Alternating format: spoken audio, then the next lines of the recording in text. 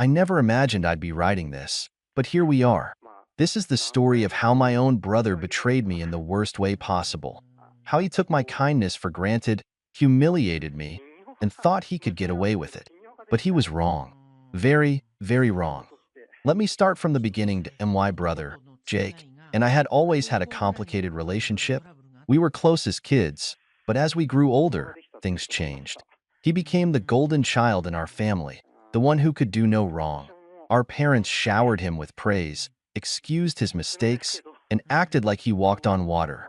Meanwhile, I was always the one who had to be responsible, who had to sacrifice, who had to understand. Whenever Jake did something selfish, but despite everything, I still loved him. I still wanted to be a good sibling. And that's why, when he announced he was getting married, I offered to help in a big way. Jake and his fiancée, Emily, had their dream wedding all planned out, but there was one problem. They couldn't afford it. The venue, the catering, the decorations, the dress, the flowers, it was all way out of their budget. I saw how stressed they were, and despite our rocky history, I wanted to do something nice, so I made them an offer. I told Jake I would cover the wedding expenses as my gift to them. Not a loan, not a split payment. I would pay for everything. It was a huge amount of money, but I figured, hey, it's my brother.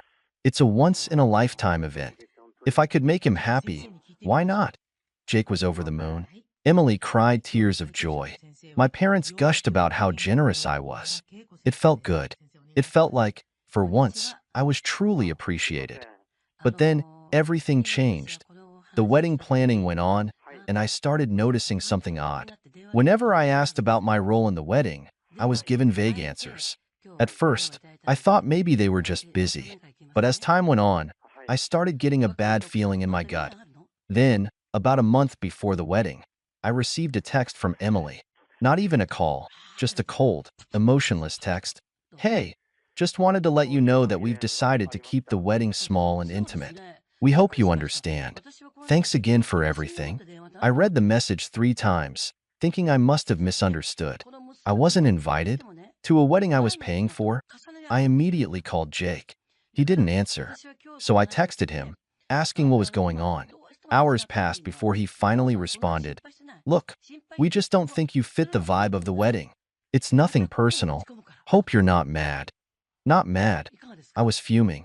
My own brother had the audacity to take my money, plan his dream wedding, and then tell me I wasn't good enough to be there. I needed answers that I called our parents, expecting them to be outraged. But when my mom picked up, her response made my stomach drop. Oh, honey, just let it go. It's their special day. You don't want to make things awkward, do you? I couldn't believe it. They knew. They knew, and they didn't care that that's when I realized I was on my own. And that's when I decided, if they wanted a wedding without me, well, they weren't going to have a wedding at all. I sat there, staring at my phone, my mind racing. I had spent months watching Jake and Emily plan this wedding, offering advice when asked, covering deposits, and making sure everything was perfect for them. I had gone above and beyond to ensure they had the most magical day possible. And now, after all that, I wasn't even invited. Not only that, but the way they dismissed me, like I was some distant acquaintance instead of family, made my blood boil. I could have understood if there were budget restrictions or a venue capacity issue, but I was literally the one funding everything. There was no excuse. I needed time to process what had just happened. I put my phone down and sat in silence for a long time. At first, I felt hurt, crushed, even. But as the minutes ticked by, that sadness hardened into something else. Something sharper. They thought they could use me. They thought they could get away with it. They were wrong. That moment, I knew I wasn't going to let this slide. But I wasn't about to throw a tantrum or beg them to reconsider. No, that's exactly what they expected me to do. Instead, I was going to be smart about this. I started by gathering all the information I had.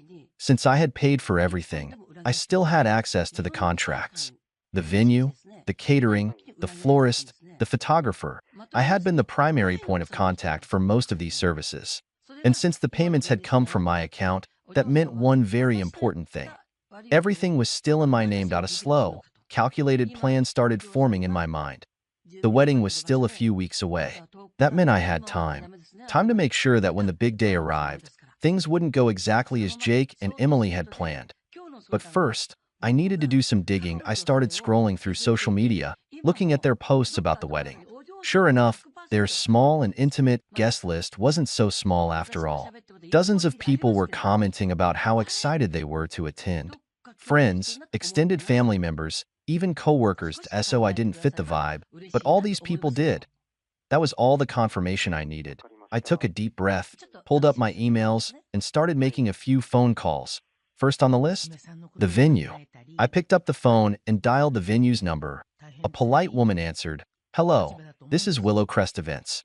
How can I assist you?" I kept my tone calm and professional. "Hi, I'm calling regarding the upcoming wedding for Jake and Emily on the 17th. I'm actually the one who made the booking, and I need to discuss some changes." "Of course," she said. "What changes would you like to make?" I paused for a moment, letting the anticipation build in my own mind. "Actually, I'd like to cancel the booking entirely." There was a short silence before she responded. "Oh, I see. Just to confirm, you are the one who made the payment and signed the contract, correct?" "That's right," I said.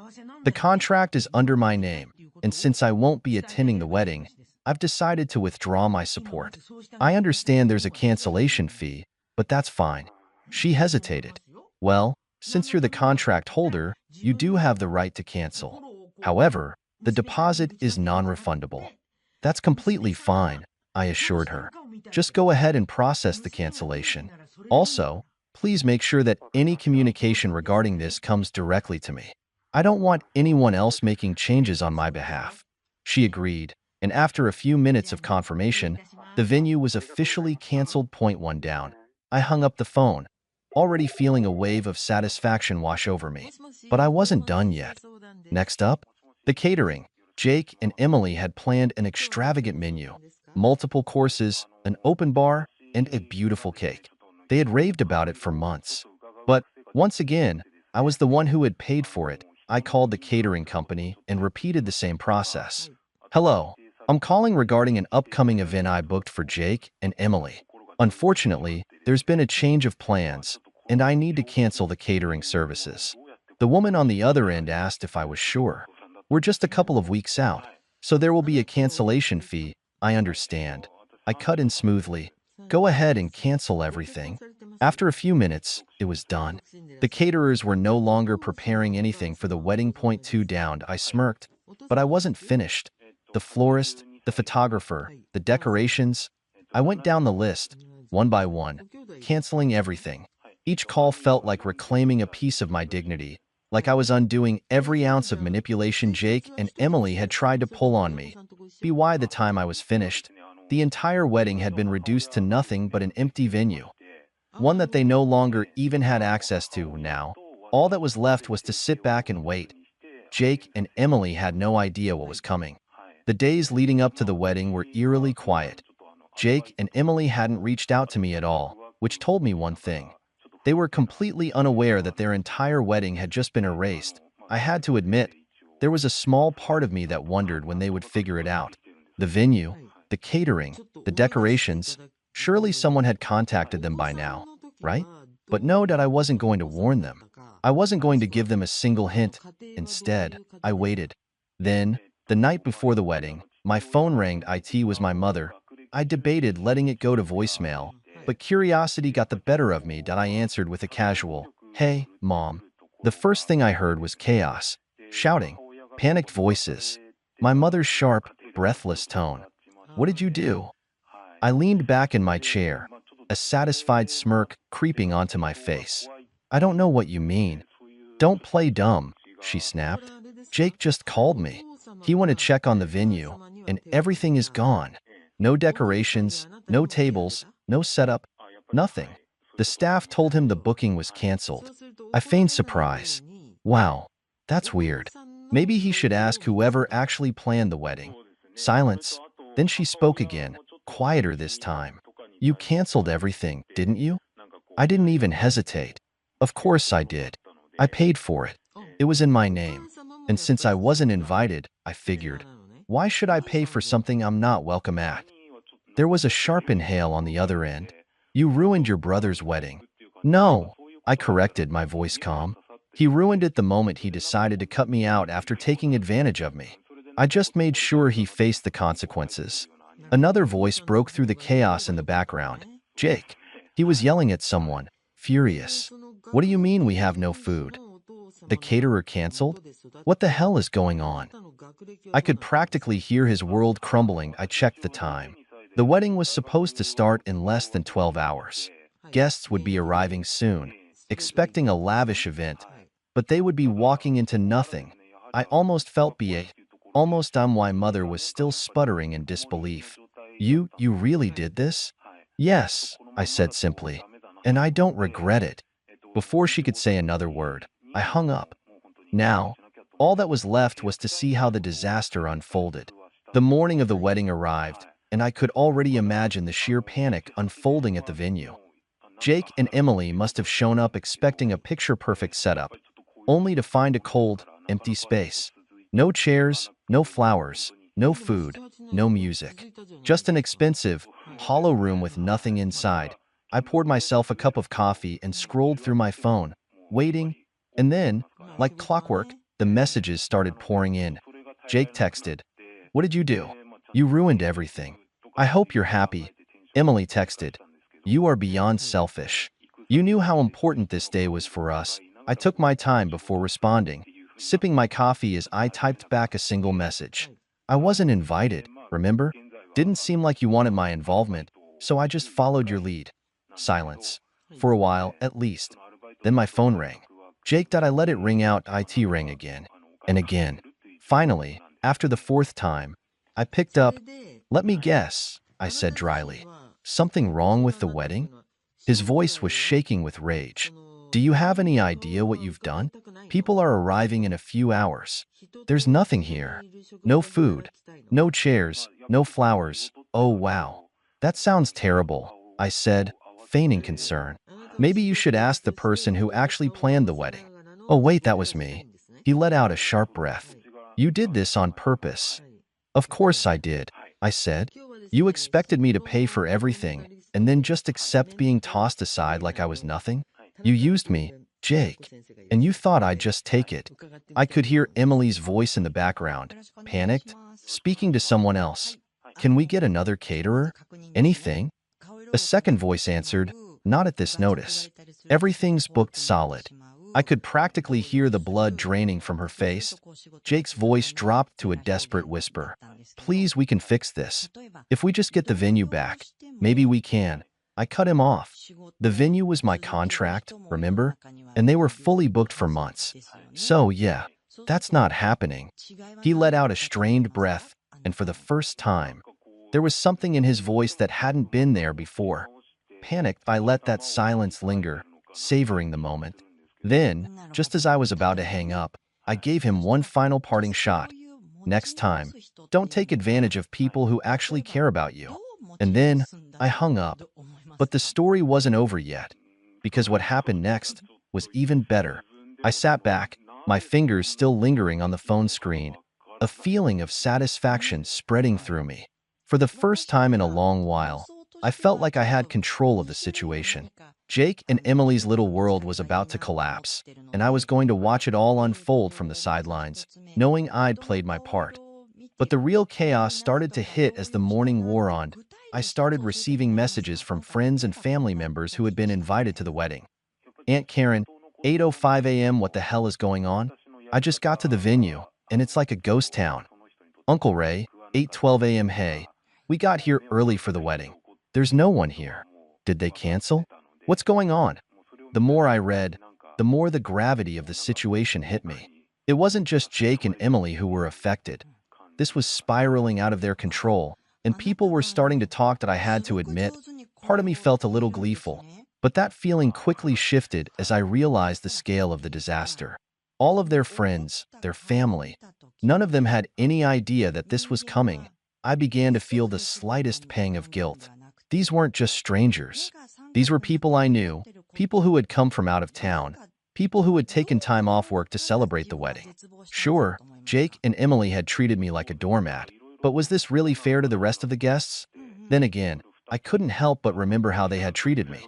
How Emily had laughed when I suggested I be part of the planning process. How Jake had made comments about me not fitting the vibe of the wedding.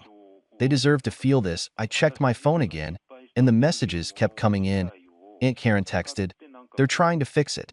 They said the caterers are on their way now, but the venue is still empty. What's going on?" Uncle Ray texted, "Everyone is starting to leave. No one knows what's going on." That I couldn't help it. I had to respond. I replied, "I heard the wedding was going great. Such a shame. But hey, I'm sure it'll work out. Maybe they'll find some food or a chair somewhere." It was petty, I knew.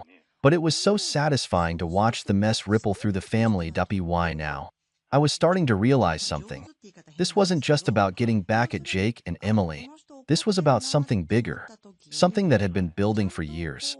The more I thought about it, the more I realized how much of my life I'd spent putting up with their selfishness.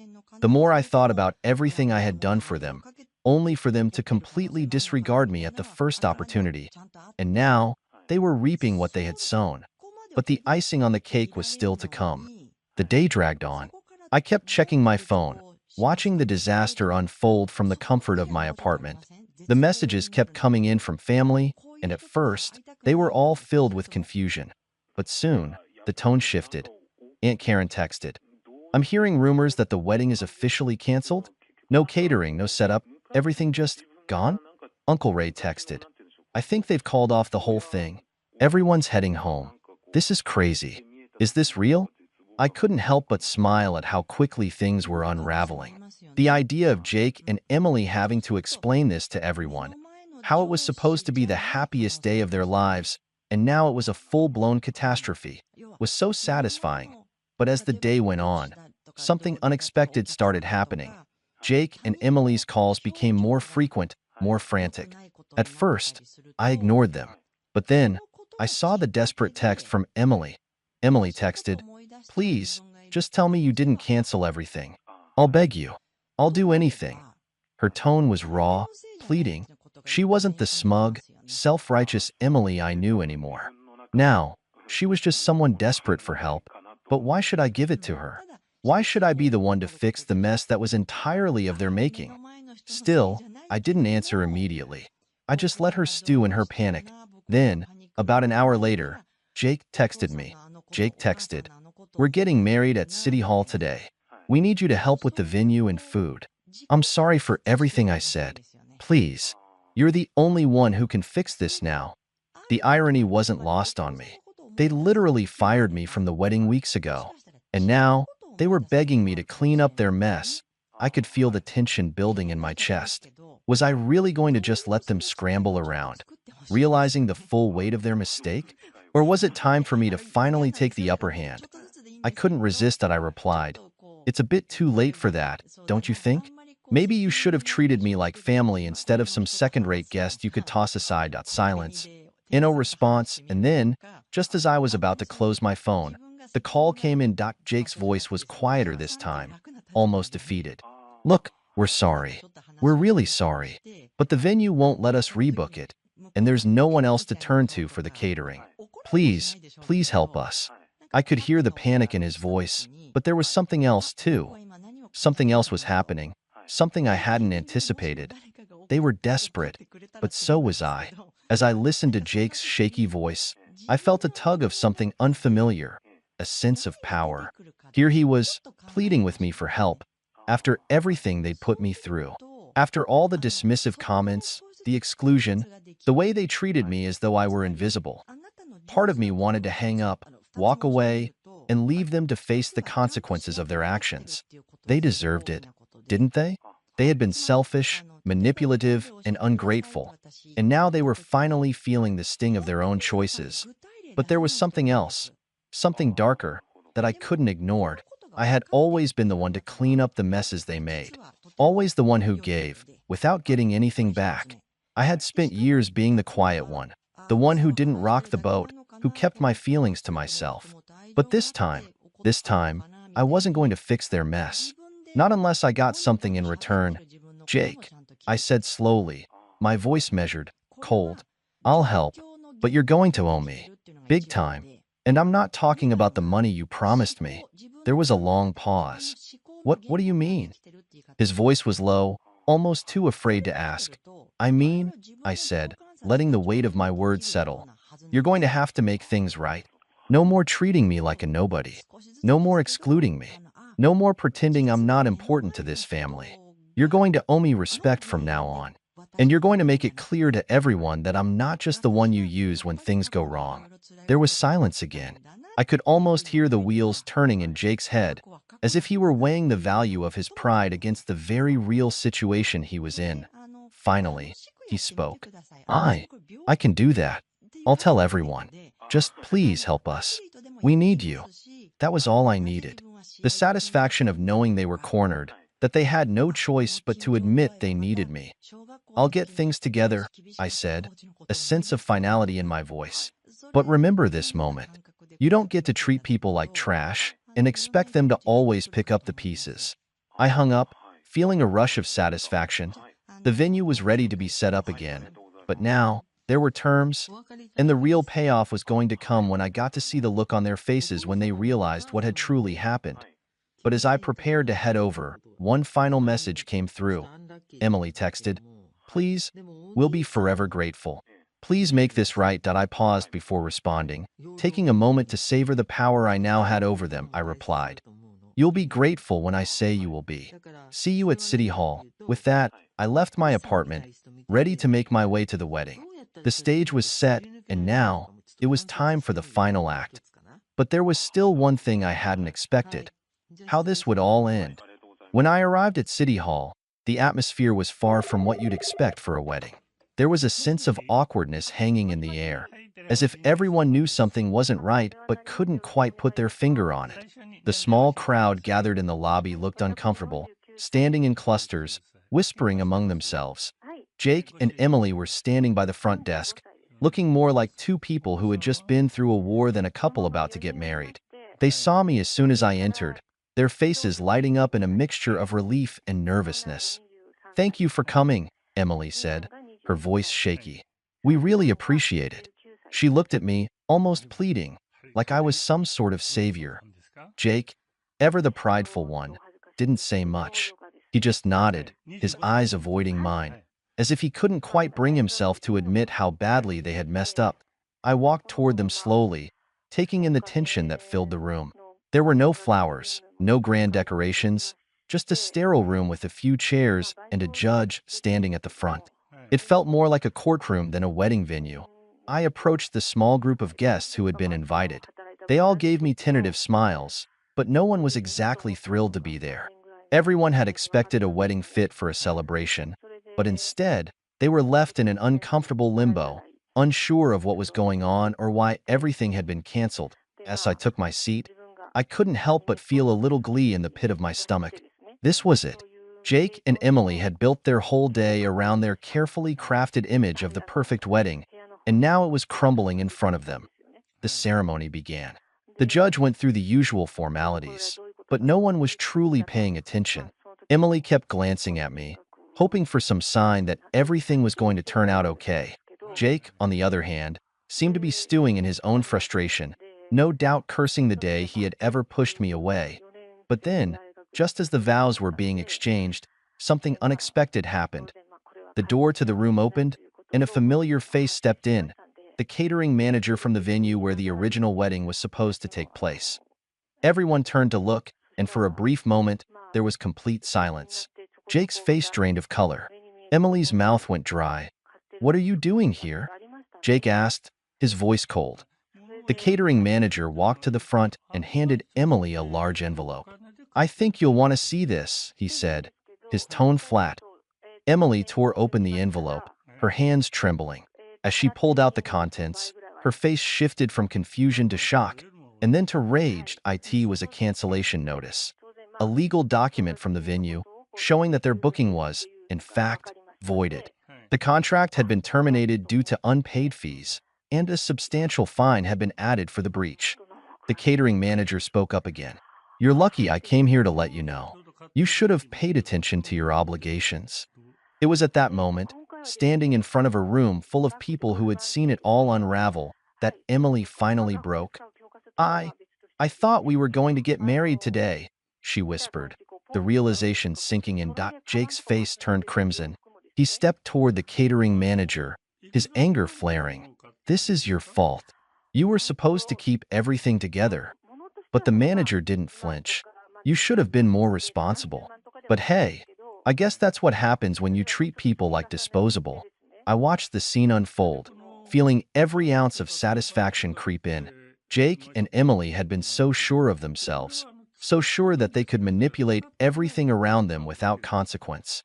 And now, here they were, with the walls closing in, their perfect day crumbling to dust. But the most satisfying part? They had no one to blame but themselves. As the catering manager walked out, I caught Emily's eyes. There was a moment of quiet between us. She looked defeated, her smile gone, her confidence shattered. For a second, I almost felt sorry for her. But then I remembered everything that had led up to this moment, and oh, they didn't deserve my sympathy. They didn't deserve anything. The judge, sensing the tension, awkwardly cleared his throat and finished the ceremony as quickly as he could. No one clapped when they were declared married. In fact, the guests filed out as soon as the words were spoken, leaving Jake and Emily to face the consequences of their actions. I walked out of the room slowly, my heart pounding. The day had been a roller coaster of emotions, but in the end, I knew I had made the right choice. I had finally taken control of my own life and had made them pay for their disrespect, so I stepped outside. I couldn't help but smile to myself. It had been the perfect revenge. And as for Jake and Emily, they would never forget the lesson they learned that day. My name's Alex, and I never thought I'd be the kind of person to cut off my own parents. But after everything they put me through, I don't regret it for a second. For 5 years, I paid their bills. Rent, utilities, groceries, anything they needed. I covered it. They always had an excuse. My dad had back problems that made working impossible. My mom insisted she was too old to get a job, even though she was barely in her 50s. And my sister, Emily, she never lifted a damn finger. Emily was the golden child. She could crash her car, rack up debt, drop out of school, and still, my parents would defend her like she walked on water. She's just finding herself, my mom would say. She'll figure it out eventually. Meanwhile, I was the one who had to figure everything out from the moment I turned 18. I worked my ass off to get where I am. Late nights, long hours, stress, sacrifice, you name it. And because I made something of myself, my parents treated me like their personal ATM. It started small. A little help with rent here, a bill there. Then it became monthly payments. After a while, they didn't even ask anymore. They just expected it. Family helps family, my mom would say whenever I hesitated. You're doing so well, sweetheart. It's not like you can't afford it. And for years, I let it slide. I told myself they needed it, that I was doing the right thing, that maybe, just maybe, they'd appreciate it someday. But appreciation never came, only entitlement. The breaking point wasn't immediate. It was more like a slow realization, a pile of small betrayals that eventually crushed me. It started when I got married. My wife, Sarah, never said anything at first, but I could tell she didn't like the way my parents treated me. She saw what I refused to see, that they didn't love me so much as they loved what I could do for them. Even after our daughter was born, they never changed. I thought having a granddaughter would make them different, that they'd want to be involved. But Emily still came first. My mom would cancel visits last minute because Emily needed her for something. My dad never bothered to come at all. If I didn't make the effort, they wouldn't see my daughter at all. Then came the moment that shattered everything. I had an important work event, something I couldn't miss. Sarah had a last-minute business trip. We just needed one night of help. So I called my mom and asked if she and dad could babysit. She laughed. Actually laughed. "Oh, Alex, we're not your servants," she said. "We raised our kids already. It's not our job to take care of yours." I don't even remember what I said next. I just remember hanging up and staring at the wall, feeling like a fool. 5 years of paying their bills, covering their expenses, making sure they never had to struggle, and the one time I asked for something in return, they dismissed me like I was nothing. I wish I could say that was the end of it, but it got worse. A lot worse. I sat there for a long time, phone still in my hand, replaying the conversation in my head. Maybe I misheard her. Maybe she didn't mean it like that. But deep down, I knew better. The years of being used, the endless excuses, The way they put Emily on a pedestal while treating me like a walking wallet. It all made perfect sense now. Still, I needed to hear it from them directly. I needed to see them say it to my face. So, I got in my car and drove straight to their house. The drive was short, but my mind was racing the entire way. I wasn't even sure what I was going to say. I wasn't the kind of person who lashed out or got into screaming matches. But I felt something bubbling up inside me, something I had pushed down for years. By the time I pulled into their driveway, my hands were shaking. I took a deep breath, got out of the car, and knocked on the door. No answer. I knocked again, harder this time. Then I heard voices inside. The door opened, and there was my dad, looking surprised to see me. "Alex," he said, like I was some stranger showing up unannounced. I didn't even bother with small talk. "I just want to make sure I heard Mom correctly," I said, pushing past him into the house. "You guys can't babysit my daughter for one night because you're not my servants?" My mom was sitting on the couch, but she didn't look at all guilty. If anything, she looked annoyed. "Alex, why are you making such a big deal out of this?" Before I could respond, I heard something from the other room. A little voice. A giggle. I turned my head toward the hallway, and that's when I saw it. Emily's kids. My parents were babysitting Emily's kids. My heart dropped. My mom, seeing the look on my face, immediately went into damage control mode. "Alex, honey, this is different." "Different?" My voice was eerily calm. "Explain to me how this is different." My dad, who never had much of a spine, sighed and rubbed his temples. "Your sister had a really bad headache. She just needed a little rest." I stared at him in disbelief. "A headache?" I repeated. "She has a headache, so you drop everything to watch her kids. But when I, the one who's been paying your bills for years, ask you to babysit for one night, suddenly you raised your kids already." My mom rolled her eyes as if I was being dramatic. "Alex, it's not like that.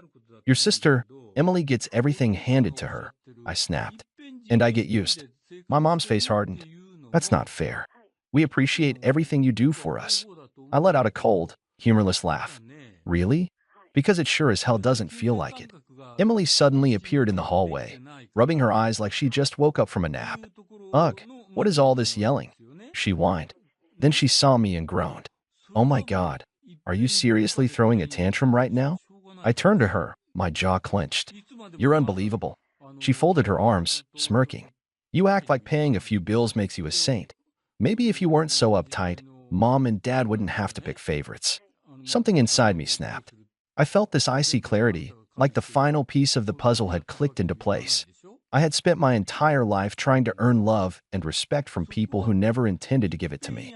And now, standing in that living room, watching them babysit Emily's kids after laughing in my face, I finally saw the truth. I was done.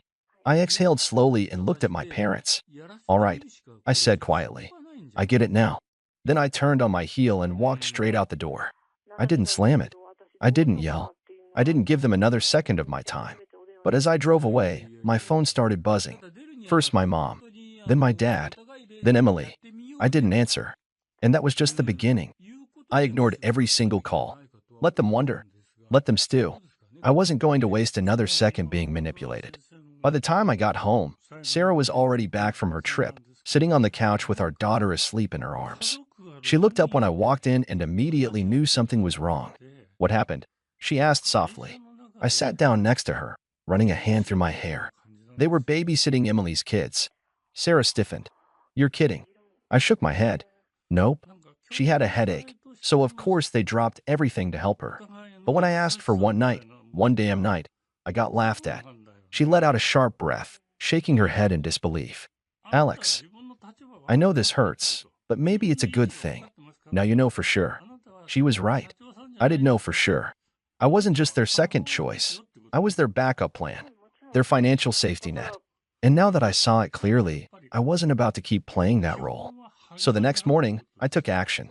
The first thing I did was call my bank. I had automatic payments set up for their rent, their utilities, even their damn car insurance. That ended today. I canceled everything. Then, I sent my parents a single text: "You're on your own now. Figure it out." I didn't explain. I didn't argue. I just hit send and blocked their numbers. Within the hour, the chaos began. Sarah and I were eating breakfast when my email dinged. Then my work phone rang. Then Sarah's phone. I had blocked them, but they were persistent. I sighed. Opening my email. From mom subject? Are you serious?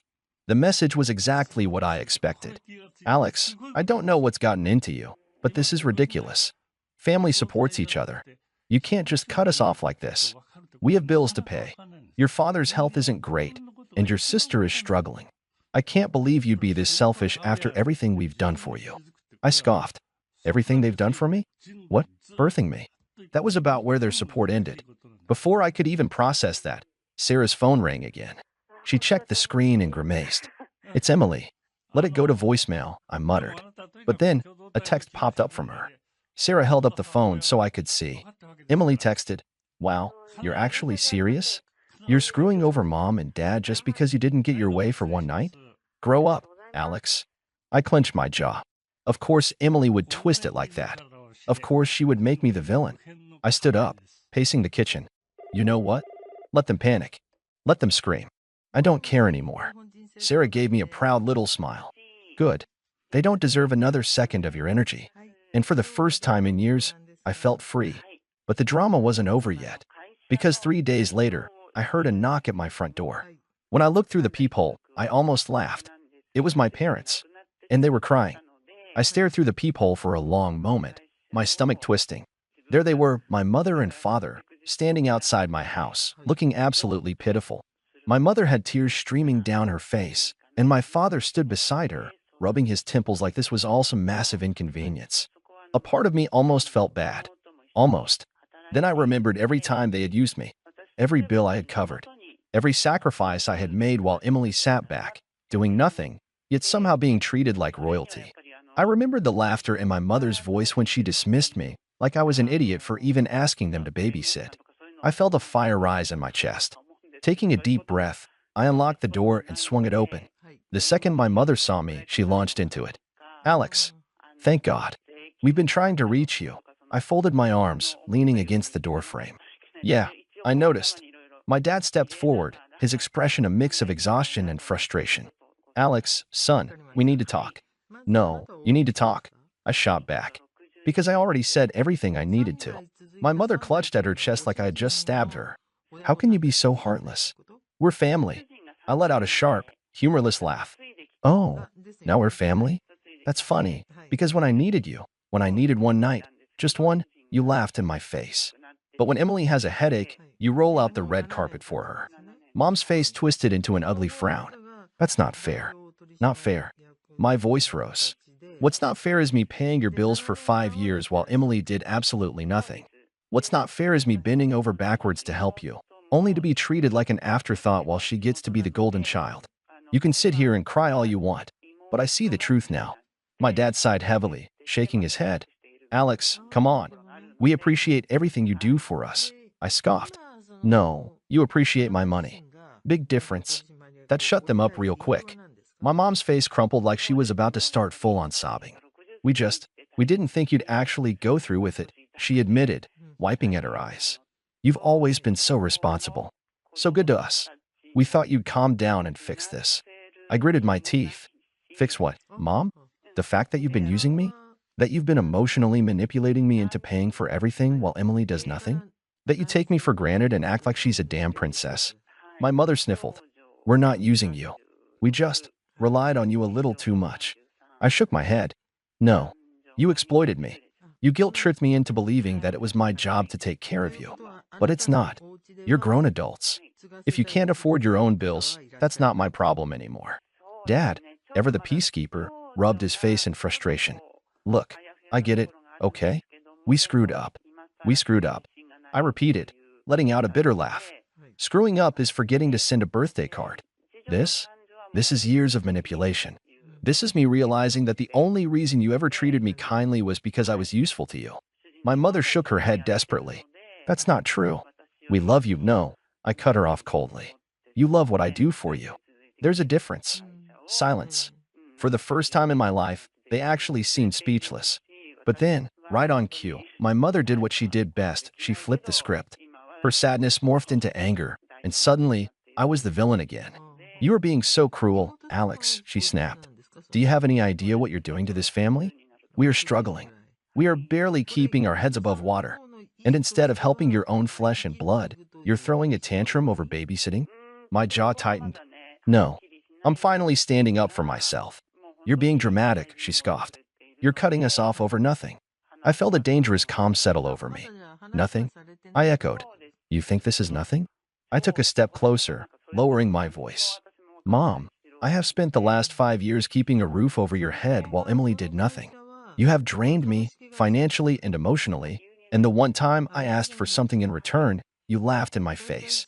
You called me selfish. But now that I'm done being your ATM, suddenly you're crying outside my house.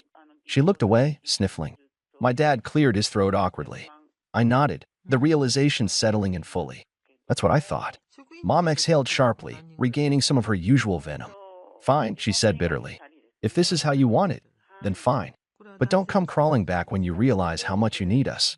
I let out a sharp laugh. Need you? For what? Emotional abuse? Guilt trips? Bills I didn't sign up for? Yeah, I think I'll pass. Dad sighed, rubbing his face. Come on, Alex. Let's not burn bridges here. We just need a little help. I turned and gestured toward their car in my driveway. Then maybe you should go ask Emily. Oh, wait, she's never helped, has she? Silence again. They both knew I was right. I took a deep breath, steadying myself. I'm done. I mean it this time. No more money. No more favors. You figure your own lives out, just like I had to. Mom opened her mouth to argue, but I was already stepping back inside. And without another word, I shut the door in their faces. I leaned against it, my heart pounding, my breath coming in short bursts. For a second, I just stood there, listening. I could hear them murmuring, their voices frantic. My mother was sniffling, my father sighing. Then, slowly, their footsteps retreated. I peeked through the window. They were standing by their car, arguing with each other. Then, finally, they got in and drove away. And I just stood there, letting it all sink in. For the first time in my life, I had set a boundary. A real boundary. And it felt incredible. But I had a feeling this wasn't over yet. The next morning, I woke up to my phone vibrating like crazy. At first, I thought it was just another work notification, but as soon as I unlocked my screen, I saw the flood of messages. Texts, missed calls, and even tags on Facebook. My stomach sank. I opened the first text. It was from my cousin, Jenna. Holy crap, Alex. Have you seen what your mom posted? My heart pounded as I clicked on the link she sent me. It took me to Facebook, to a post from my mother. And the moment I started reading, my hands clenched into fists. It breaks my heart to say this, but sometimes the people you love the most turn their backs on you. My own daughter, yes, the one I raised, fed, clothed, and loved unconditionally, has abandoned her family in our time of need. After everything we've done for her, she has decided we're not good enough for her anymore.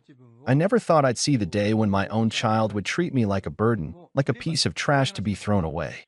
But money changes people, I guess. And now, she's left us struggling, knowing we have no one else to turn to. If only she had a heart as big as her bank account. I stared at the screen, my breath coming in sharp bursts. The comments were even worse. Wow, I can't believe your daughter would do that to you. Some kids just don't appreciate their parents anymore. It's disgusting. After all you sacrificed for her? She should be ashamed. Karma will come for her. Just wait. I scrolled and scrolled, my face burning. She had completely twisted the story, painting herself as the poor, suffering mother abandoned by her selfish daughter. And of course, her Facebook friends, most of them nosy church ladies and distant relatives who barely knew me, were eating it up. Then, just when I thought it couldn't get worse, I saw Emily's comment. I never wanted to say anything before, but honestly, I always knew she only cared about herself. Mom and Dad have given her everything, and this is how she repays them? Disgusting. That did it. I wasn't just angry anymore. I was livid. I grabbed my phone and dialed my mother's number. She picked up almost immediately, like she'd been waiting for my call. Oh, so now you want to hawk? She said, her voice dripping with fake innocence. Are you kidding me? I snapped. What the hell is that Facebook post, Mom? You're seriously lying to everyone and making me look like some heartless monster. She let out a long, dramatic sigh. I don't know what you mean, sweetie. I was just sharing my feelings. Isn't that allowed? I gritted my teeth. You lied. You made it sound like I abandoned you for no reason when you've been using me for years. Oh, using you? She shot back, suddenly all venom. I don't recall putting a gun to your head and forcing you to help your own parents. You did that all on your own, but I guess money makes people selfish. I should have known you'd turn out like this. I almost laughed at the sheer audacity of it. You're unbelievable, I said. I finally stand up for myself, and instead of apologizing, you run to Facebook to play the victim? Well, I am a victim, she said, her voice trembling now, like she was trying to squeeze out some tears. Your poor father and I are struggling while you live comfortably, completely fine with leaving us behind. It's just, she sniffled dramatically, it's just so hard to believe my own daughter could be so cold-hearted. I clenched my jaw, gripping the phone so tightly my fingers ached. You're struggling? Then why were you babysitting Emily's kids yesterday? She can't even watch her own kids, but she gets to live in peace while I get guilt-tripped into supporting you. Mom hesitated, just for a second. But then she scoffed. Emily is different. She's not as financially stable as you. And besides, she doesn't turn her back on family the way you do. That was it. That was the final straw. I let out a slow breath, forcing myself to stay calm. You know what, Mom? Post whatever you want. Say whatever you want. But I hope you realize that you just burned any chance of me ever helping you again. Oh, honey, she said sweetly, her tone suddenly shifting. Don't be like this. You know I love you. I let out a humorless chuckle. No, Mom. You love control. And you just lost it. And with that, I hung up. I stared at my phone for a long moment, my blood still boiling. My notifications were still going off. Messages from relatives, mutual friends, even a couple of old classmates asking me what was going on. And then, an idea hit me. If she wanted to play dirty, I could play smarter. I took a deep breath, opened Facebook, and started typing. I didn't rant. I didn't insult. I just laid out the facts. How I had been paying their bills for years while my sister contributed nothing. How they had refused to help me when I needed them just once. And how they immediately turned around and did the exact thing for my sister that they claimed they weren't my servants for doing. I hit post and braced myself. The response was immediate. Messages flooded in, not just from friends, but from extended family, people I hadn't talked to in years. Some were supportive, furious on my behalf. Others were shocked, saying they had no idea what had been going on behind the scenes. A few tried to stay neutral, claiming family should stick together no matter what. But overwhelmingly, the tide was against my parents. And then my sister showed up in the comments. Wow, can't believe you'd embarrass our parents like this. So much for family. That was rich, coming from someone who had done nothing but take and take while I carried the weight of responsibility alone. I didn't respond. I didn't have to. Others jumped in, calling her out, pointing out the blatant favoritism, the hypocrisy. Then came the messages from my parents. Mom texted, "How dare you do this to us? Do you have any idea how humiliated we are?" Dad texted, "Take the post down now. This isn't how family treats each other." Oh, so now family mattered? Now they wanted to talk about respect and loyalty after years of using me like an ATM and throwing me aside when I needed the smallest favor? I didn't respond. Instead, I blocked them, blocked my mom, blocked my dad, blocked my sister. And just like that, the weight lifted. No more guilt. No more obligation. No more being manipulated into believing that love was something I had to buy. I expected to feel sad, maybe even regretful. But as I sat in the silence of my own home, holding my daughter close, all I felt was peace. For the first time in my life, I was free. What do you think? Did I do the right thing?